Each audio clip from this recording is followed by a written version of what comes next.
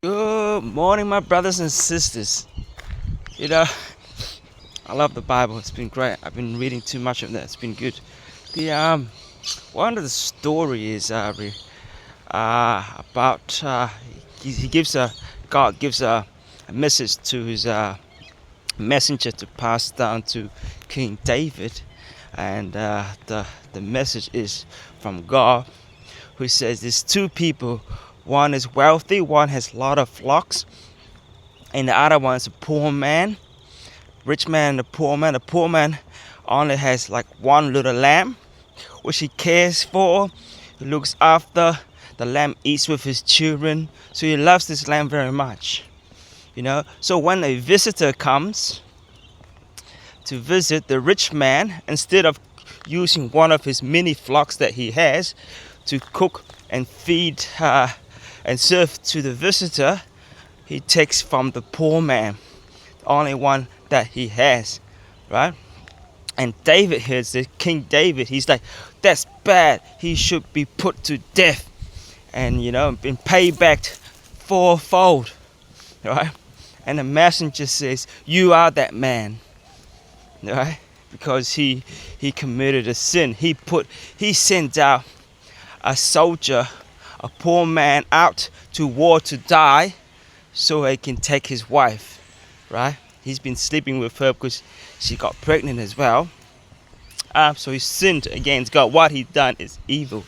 That story itself, to me, is quite interesting because, yes, he committed sin, but it's also looking at the world we are. Lots of the stories in the Bible actually related to everything that we do in our modern times, or even the future, right?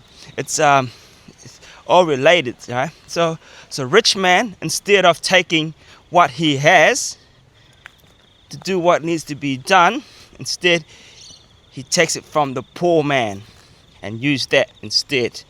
Like, all right, same thing with where we are, right? In the big corporation that you work for, like big corporation, if their business don't go well or it's quiet, instead of their CEO taking a cut from their wages for the next 5 years, what do? They continue to take from the poor, the slave that they work for, the employees. They let them go, right? Same thing with corporations, big taxes, or government. Instead of taking cuts and helping the poor with the money that they have, they actually give them more pay rise to themselves, right? And continue to take more from the average day poor people or civilians, right? Yeah, even like every day, like let's say you went through the hardship of like you can't afford food through COVID, or soon there's gonna be very hard times coming ahead at the end times. You go to the food bank. The poor needs the food, so they go there and get the food that the poor, right?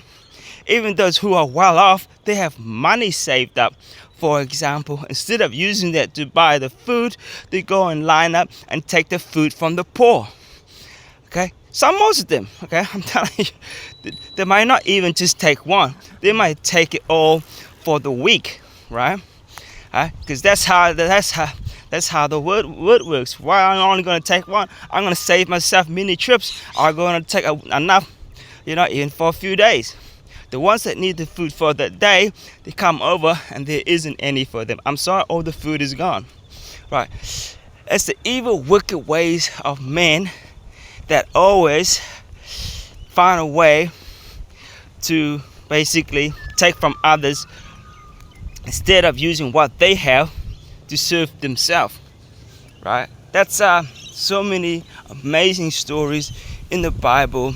Basically, it's like a lesson that we must learn to basically be righteous in a way that we treat others well, that you will be pleasing to God, that when the judgment day comes, and it'll be very soon, guys, and your soul might be saved. You either have two options when the end time comes: believe, go to heaven, or be trapped in the lake of fire for eternity. You'll be in the lake of fire looking up, and there will be heaven. Take care, guys. Just remember, always give instead of take. That's something we all need to learn, including myself. Just basically just be a better person. Take care, guys. God bless.